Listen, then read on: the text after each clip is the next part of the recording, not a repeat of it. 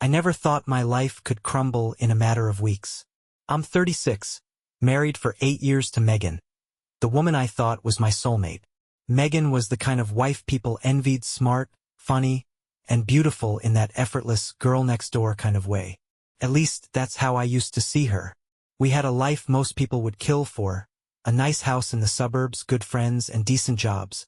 I worked as a regional manager for a logistics company, and Megan ran her own event planning business. She was the creative one in the relationship, always bursting with ideas, while I was the steady rock who made sure everything stayed on track. We were the power couple, or so I thought. Looking back, the first sign of trouble came about 2 months ago. Megan started acting different. At first, it was subtle. She'd linger on her phone a little too long, smiling at messages she didn't bother to share with me. She started working late more often, claiming she had back-to-back client meetings or last-minute venue emergencies. I wanted to believe her. Why wouldn't I? But then there were the little things, the way she'd suddenly seem distracted during dinner, or how she'd turn her phone screen away when I walked into the room. She started wearing perfume more often, the kind she never used around me. And then there was her newfound interest in self-care. Nicer clothes, gym memberships, hair appointments that weren't in our budget. "You're glowing lately," I told her one night as she slipped into bed beside me, her hair freshly styled, her skin soft and smelling like roses. She'd smiled, kissed me on the cheek, and said, "Just trying to take care of myself, babe." At first, I chalked it up to her business booming. She'd mentioned landing some high-profile clients recently, and I was proud of her for it. I even felt guilty for questioning her late nights and her sudden preoccupation with her appearance. After all, wasn't this the same Megan I'd promised to love and trust no matter what? But then I started to notice patterns, names that came up a little too often, vague explanations that didn't quite add up. One name, in particular, kept popping up: Jonathan. Jonathan Smith. My boss. He was a larger-than-life kind of guy, the type who could command a room with just a smirk and a handshake. Everyone loved him, clients, employees, even Megan. When she first met him at the company Christmas party last year, she couldn't stop gushing about how charming he was. "Jonathan's so charismatic," she'd said as we drove home that night. "You're lucky to work for someone like him." At the time, I'd agreed. Jonathan was the reason I got promoted, the reason our finances had improved enough for Megan to start her business. I'd respected him, admired him even, but now I couldn't shake the feeling that something was wrong.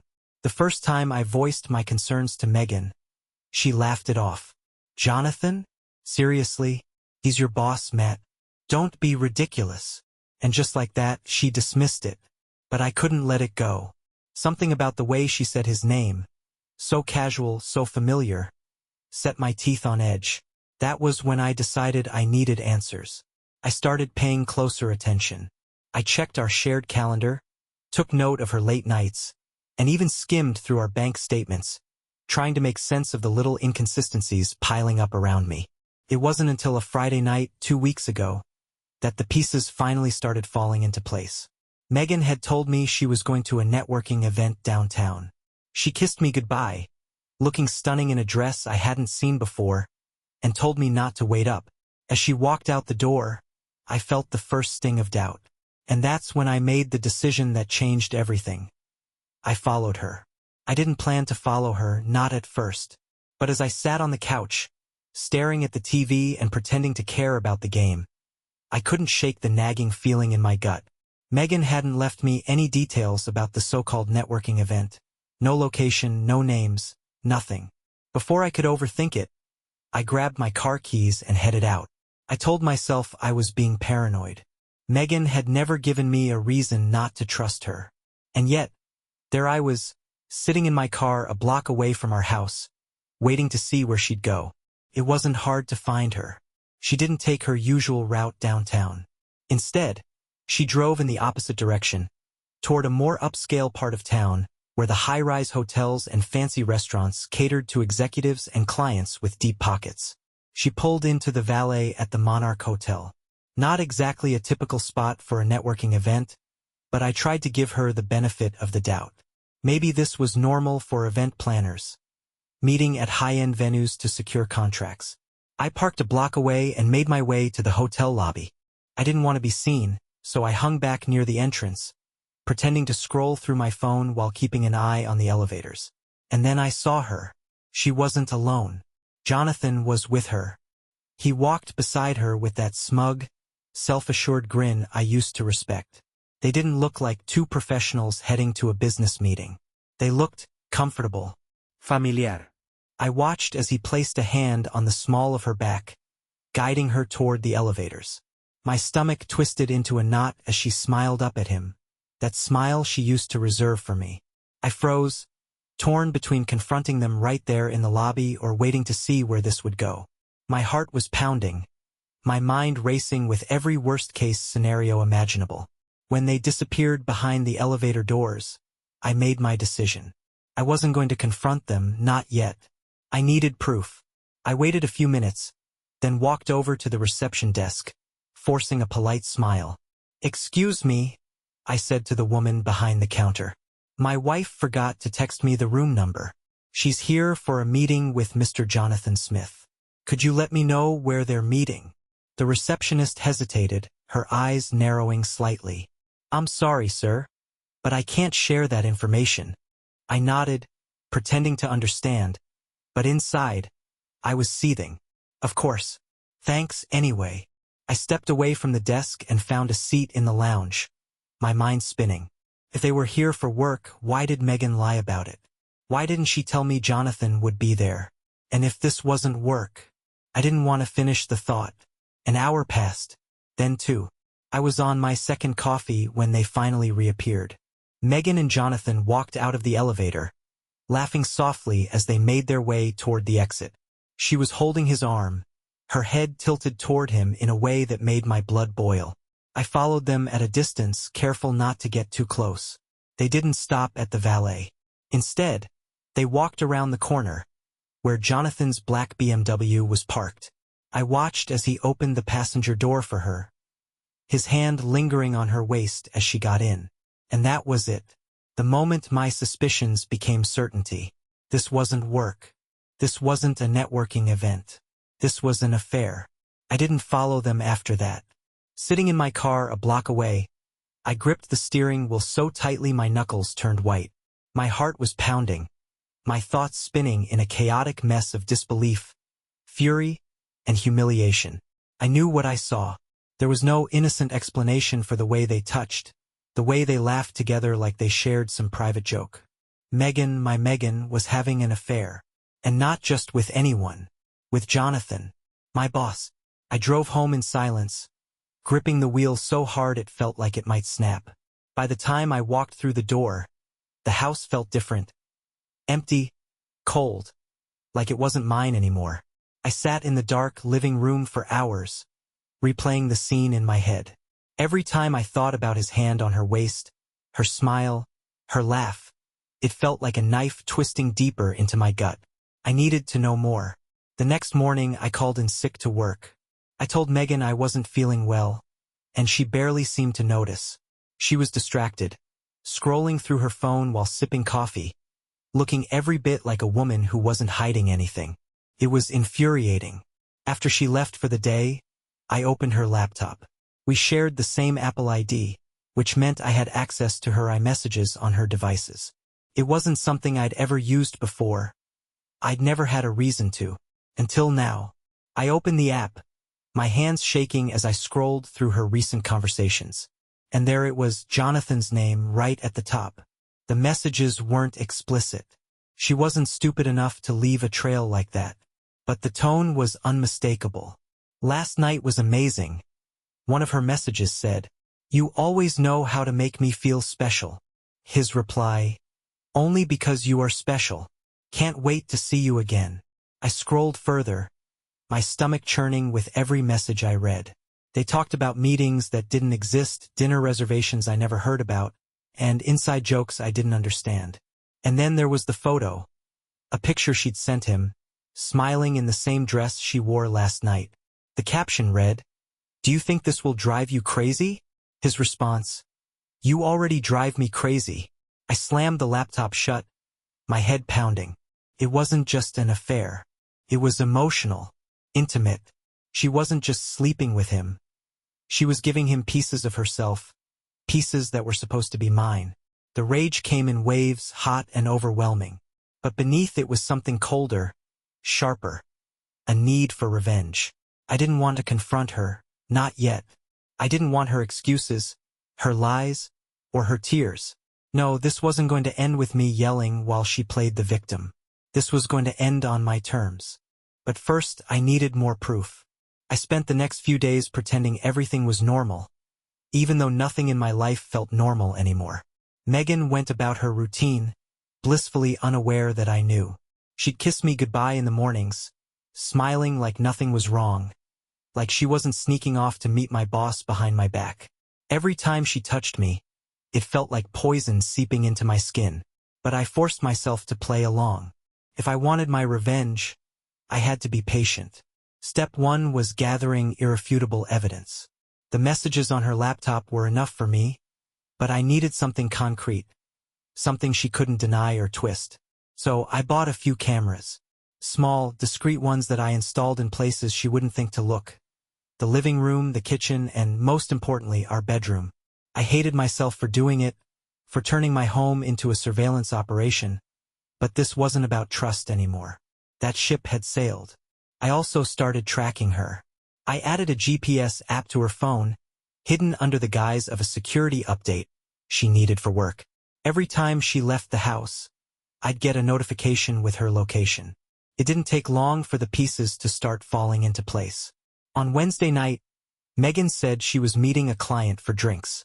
"It might run late," she said as she applied lipstick in the hallway mirror. I nodded, barely looking up from my laptop. "Have fun." The second she left, I pulled up the tracker. She wasn't heading to a bar or restaurant. She was heading to Jonathan's house. I followed her, keeping a safe distance as she navigated through the wealthier part of town. When she pulled into his driveway, I parked a block away and waited. It felt like hours, sitting in the car with my heart pounding and my fists clenched. But this time, I wasn't here just to watch. I had my camera ready, a long-range lens attached, and I captured everything. Megan didn't even wait for Jonathan to answer the door before she threw herself into his arms. They kissed right there on the doorstep, and it took everything in me not to charge over and rip them apart. Instead, I snapped photo after photo, documenting every betrayal. I stayed there for 2 hours, long enough to get all the proof I needed. When I finally drove home, I felt hollow, like a man who just buried something he loved. The next day, I called a lawyer. Her name was Melissa Hayes, and she came highly recommended by a friend who'd gone through a nasty divorce. When I told her the situation, she didn't flinch.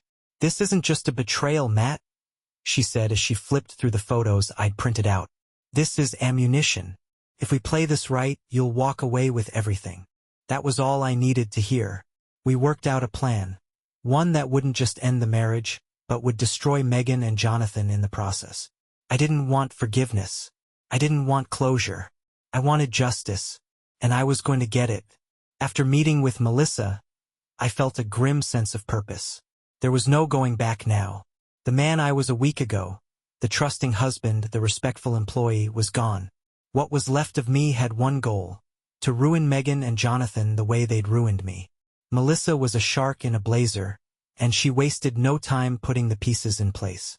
She advised me to stay calm, to keep everything under wraps while we gathered more ammunition. "We don't just want proof of the affair," she said. "We want to expose their hypocrisy, their lies, their weaknesses. That's how we take them down." Her advice was music to my ears. The first move was a silent one. I had access to Jonathan's work calendar, one of the perks of being his second-in-command. I knew exactly when he'd be in meetings, when he'd be out of the office, and most importantly, when he'd be unreachable. I used that knowledge to my advantage. One morning, while Megan was at the gym, or so she claimed, I drove to her office. I hadn't been there in months, and the receptionist greeted me with a warm smile, oblivious to the storm brewing in my head. "Hi, Mr. Carter," she said cheerfully. "Are you here to see Megan?" "Yeah," I replied, keeping my voice light. Thought I'd surprise her. She nodded and gestured toward Megan's office. She's not in yet, but you can wait for her if you'd like. Actually, I said, leaning in slightly, I just need to grab something from her desk. She mentioned leaving some documents for me. The receptionist hesitated but eventually relented. Sure. Just don't make a mess, she said with a laugh. I didn't need long. Megan's desk was tidy, her laptop in its usual spot. I plugged in a USB drive and downloaded her files, scanning for anything incriminating. Most of it was boring, client contracts, invoices, but there were a few personal emails buried in the folders. Emails between her and Jonathan. They weren't as revealing as the messages on her phone, but they painted a clear picture of their relationship. Late-night rendezvous disguised as business dinners, inside jokes, and even plans for a weekend getaway. I copied everything. The receptionist waved at me as I left, none the wiser. Back in my car, I couldn't help but smile. This wasn't just about divorce anymore. It was about dismantling the lives they'd built on lies. But I wasn't done yet. That afternoon, I scheduled a meeting with Jonathan. It was business as usual, just the two of us in his office, discussing quarterly projections and client pitches. He was as smug as ever, completely unaware that I was watching him with new eyes. Toward the end of the meeting, I casually brought up Megan. She's been working late a lot, I said, feigning concern. You know how demanding her clients can be. Jonathan smiled, a flicker of something dark crossing his face. She's a hard worker, he said, his tone carefully neutral. I nodded, watching him closely. She mentioned you've been helping her with some networking. I really appreciate that.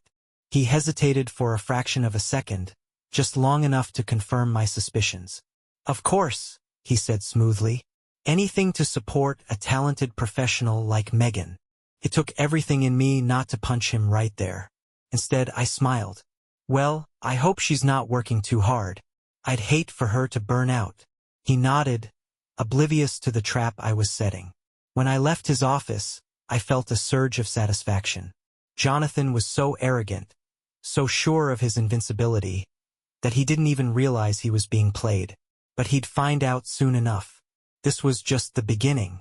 The more I dug, the more layers I uncovered. Megan and Jonathan weren't just having an affair. They were weaving a web of deceit so intricate it would have impressed a seasoned con artist. And every discovery fueled my anger, sharpening my focus on the plan I was building. 2 nights later, Megan came home late. I was in the kitchen, pretending to review some work documents. She walked in, kicking off her heels and setting her purse on the counter. Long night? I asked without looking up. She hesitated for a moment before answering. Yeah, it was brutal. The client kept changing their mind about the venue layout. I glanced at her, trying to keep my expression neutral. You didn't mention which client. Her eyes darted away as she opened the fridge. Oh, you wouldn't know them. A referral from another planner. Her lies were almost laughably bad. I wanted to confront her right then, to demand she admit what she was doing, but I knew it wasn't time yet. I had to stick to the plan. After dinner, I excused myself to finish work in the home office. Instead, I pulled up the GPS tracker on her phone. As expected, she hadn't been at a client meeting. She'd spent the evening at Jonathan's house. Again. But there was something else. Something I hadn't noticed before. Megan had also stopped at a jewelry store earlier that day. I felt my stomach drop. The next morning, I followed up on it. The store wasn't far from downtown, so I dropped by during my lunch break. A quick conversation with the sales associate revealed what I'd suspected. Megan had purchased a men's watch, engraved with the words, "Forever yours." It was for him. The humiliation burned deep, but I filed the information away, adding it to the growing arsenal of evidence. That night, while Megan was in the shower, I unlocked her laptop again. This time, I focused on her browsing history. It didn't take long to find a reservation confirmation for a weekend trip, a luxury resort 2 hours away, booked under Jonathan's name. They were planning to leave Friday afternoon, under the pretense of work obligations. That was the final piece I needed. I emailed Melissa the photos, the texts, the emails, and now the resort reservation. Her response was immediate. This is enough to ruin them both. Are you ready to make your move? I stared at the screen, my mind racing. Was I ready? Could I really follow through with this? Then I thought about Megan's lies, Jonathan's smug grin, and the life they'd stolen from me. I typed back 2 words. Let's go. Friday morning arrived with a quiet tension. Megan went about her day as if everything was normal, casually packing an overnight bag and claiming she'd be staying at a client's site to oversee a major event. I played along, feigning indifference. Sounds stressful, I said as she zipped up her suitcase. Yeah, she replied, barely looking at me. But it's nothing I can't handle. She kissed me on the cheek before she left. That was the moment I knew whatever love I'd once had for her was gone. This wasn't my wife anymore. This was someone I didn't recognize. Someone who didn't think twice about lying to my face. The second she pulled out of the driveway, I sprang into action. Melissa had helped me coordinate everything down to the minute. I called into work, telling them I had a family emergency and wouldn't be in. Then, I grabbed the folder of evidence we'd compiled and drove straight to Jonathan's wife, Amanda. Amanda and I didn't know each other well. We'd met a few times at company events. Enough for polite small talk, but nothing deeper.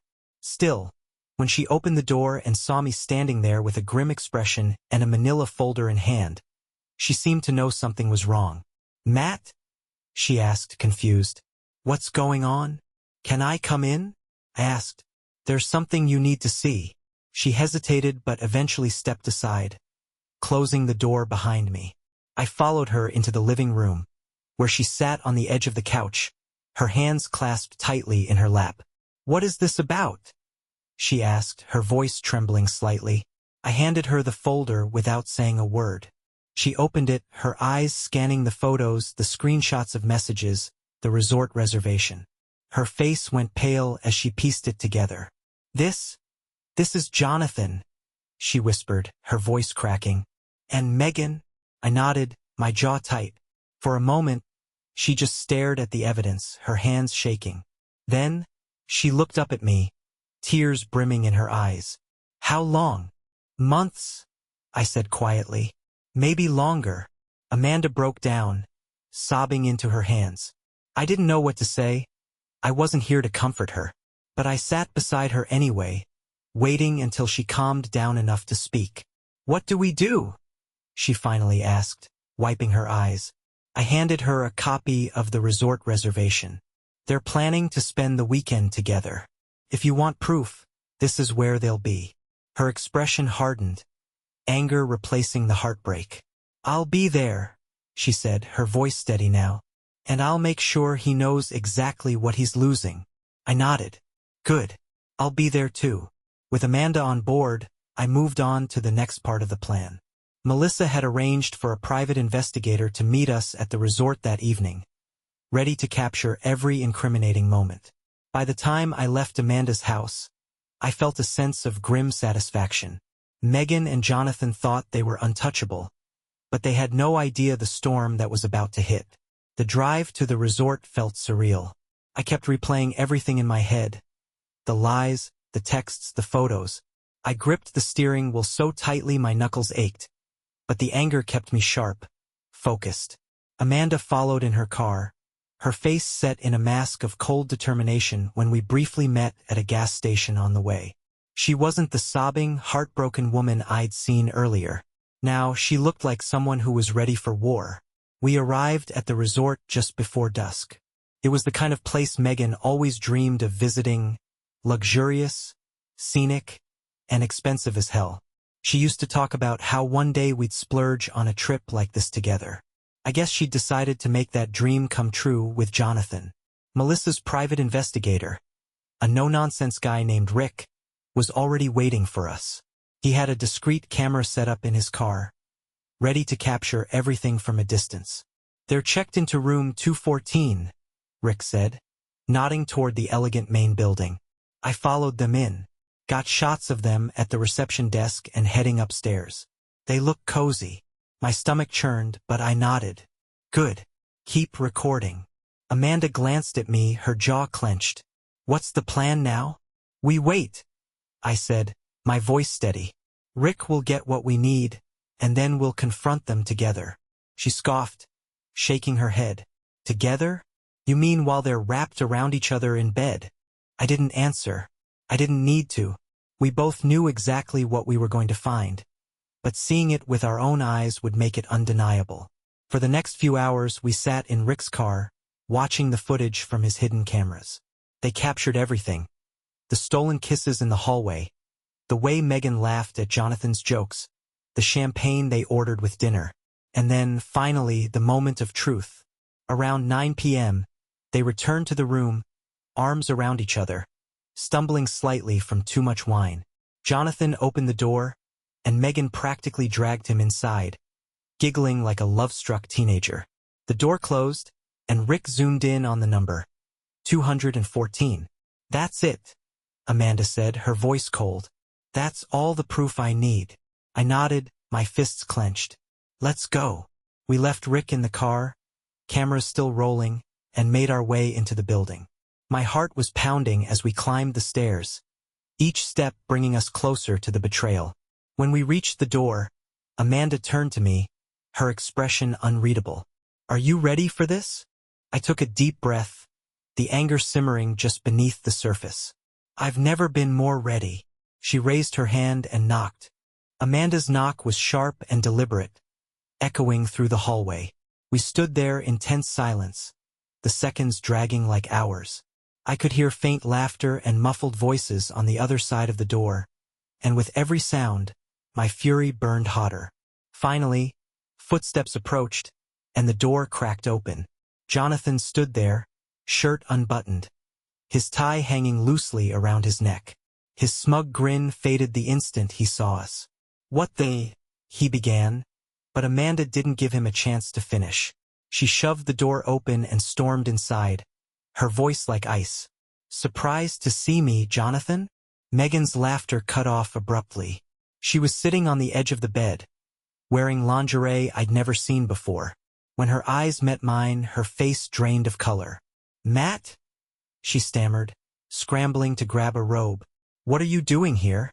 I stepped into the room, closing the door behind me. What am I doing here? That's a good question, Megan. Maybe you can tell me what you're doing here with him. Jonathan's face twisted into something between anger and panic. You need to leave, he said, trying to assert authority. Amanda turned on him, her eyes blazing. Leave? Oh no, Jonathan. You don't get to make demands anymore. Not after what you've done. Megan started babbling, her voice high-pitched and desperate. Matt, this isn't what it looks like. We were just... Don't you dare... I interrupted, my voice low and deadly. Don't you dare insult me with lies. I know exactly what this is. I pulled out my phone and held it up, showing her the photos, the texts, the videos. Her eyes widened in horror as she realized how much I knew. Is this what you've been doing during all those client meetings? Sneaking around with my boss? Laughing behind my back while you planned your little getaway?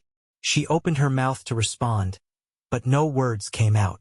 Jonathan, ever the arrogant bastard, tried to recover his composure. Matt, I think you're overreacting. This is a private matter between Megan and me. Shut up, I snapped, cutting him off. You don't get to talk. You don't get to play the victim here, Jonathan. You destroyed my marriage. You betrayed me as a friend, as a boss, as a man. And now you're going to pay for it. Amanda, standing beside me, threw a stack of printed photos onto the bed. Here's your private matter, Jonathan. I hope you enjoy explaining this to the board of directors. And don't think I'm stopping there.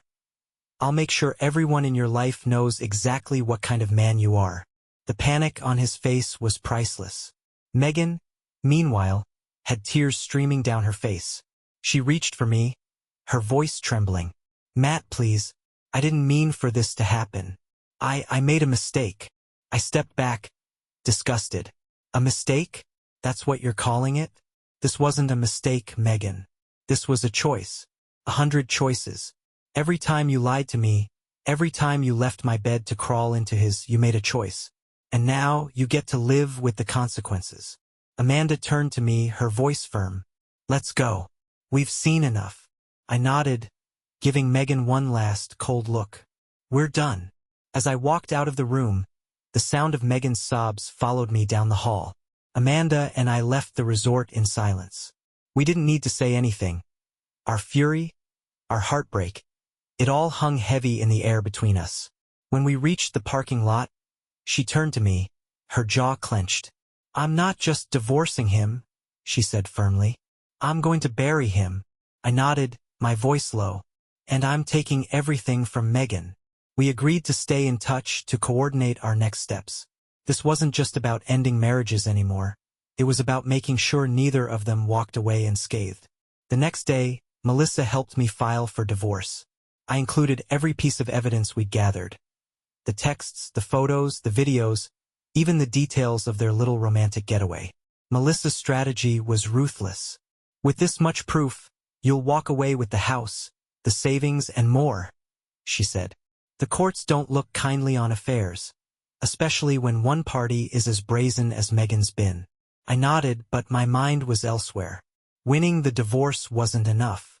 I wanted them to feel the same humiliation, the same betrayal, that they'd inflicted on me. That's when I decided to take things a step further. At work, Jonathan had always been the golden boy, the charismatic leader who could do no wrong. But I knew the truth now, and I knew exactly how to expose him. I called a meeting with the board of directors, framing it as a discussion about company ethics. When the meeting began, I stood at the head of the table, my hands steady despite the adrenaline coursing through me. "Thank you all for being here," I began. "There's a matter of grave concern I need to bring to your attention. It involves Jonathan Smith." The room went silent. Jonathan sat at the other end of the table, his expression unreadable. I pulled out a folder of evidence and distributed copies to each board member. "Over the past few months, I've uncovered behavior that's not only unethical but a direct violation of company policy. The photos, the texts, the reservation under a company expense account. Every damning detail was laid bare." Jonathan's face turned red as the board members flipped through the evidence, murmurs of shock rippling through the room. "This isn't just a personal matter," I continued. "Jonathan has used company resources to facilitate an extramarital affair. He's jeopardized the company's reputation, and his actions have undermined the trust of his employees." Jonathan tried to interject, but the chairman silenced him with a raised hand. "You'll have your chance to speak," he said curtly. By the time I finished presenting the evidence, Jonathan looked like a man who'd been stripped of his armor. The chairman spoke first. "Jonathan, is there anything you'd like to say in your defense?" Jonathan stammered, his usual charm nowhere to be found. "This is a personal attack. Matt's just trying to—" "Save it," the chairman snapped. "This isn't just personal. You've violated company policy, and you've embarrassed us all. Effective immediately, you're suspended pending further investigation." Jonathan's face fell, but I wasn't done yet. As the meeting adjourned, I handed copies of the evidence to a trusted journalist.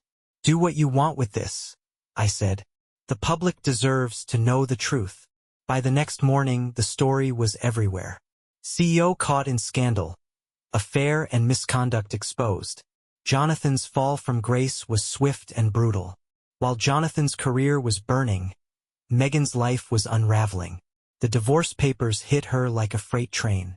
I made sure they were served at her office, right in front of her staff. The humiliation was public, and exactly what she deserved. She called me that night, crying, begging to talk. I let it go to voicemail. Her messages swung between apologies and anger, claims that I was overreacting, that we could fix this. But there was no fixing anything. The next blow came when her parents found out. I sent them a package of the evidence, photos, texts, everything. They were furious, ashamed of what their perfect daughter had done. I didn't stop there. I made sure her biggest event planning clients got wind of her behavior. Reputation is everything in her industry, and soon, cancellations started rolling in. She came to the house once, pounding on the door, sobbing uncontrollably. I watched from the window, unmoved. "Matt, please, I'm sorry. Can we just talk?" But I didn't open the door. Jonathan's downfall was spectacular. The news spread like wildfire, his affair, his misuse of company funds, his suspension. The board didn't wait long. Within a week, they voted to remove him as CEO. His wife, Amanda, didn't hold back either. She filed for divorce immediately, citing adultery and emotional abuse. She even froze their joint accounts, leaving him financially stranded. I heard through the grapevine that his friends abandoned him, his reputation in shambles. Once the untouchable leader, he was now the guy no one wanted to associate with. One night he sent me a text. "You've ruined my life. I hope you're happy." I didn't reply. Megan's texts and calls became relentless.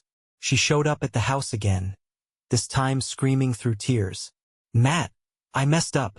I know that, but we can fix this. Please, don't throw it all away." I opened the door just far enough to look her in the eye. "You already threw it away, Megan. You made your choice."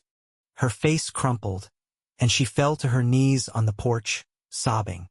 For a moment, I felt a twinge of pity, but it vanished when I remembered the texts, the photos, and her betrayal. I closed the door and locked it, her cries fading as I walked away. To ensure there were no loose ends, I sent everything to Megan's remaining clients. Photos, texts, and a polite note explaining her affair with my boss. Word spread quickly, and within days her business was finished. She tried calling me again, her voice frantic. "Matt, you've destroyed everything. My business, my life. What more do you want?" I stayed calm. "I want what you took from me, peace. And now I have it." Her silence on the other end was deafening. I hung up, feeling a weight lift. The divorce finalized quickly. Melissa made sure of that. I got the house, the savings, and even the car Megan loved so much. She walked away with nothing but the weight of her choices. Jonathan disappeared from the corporate world, a pariah in every circle he once ruled.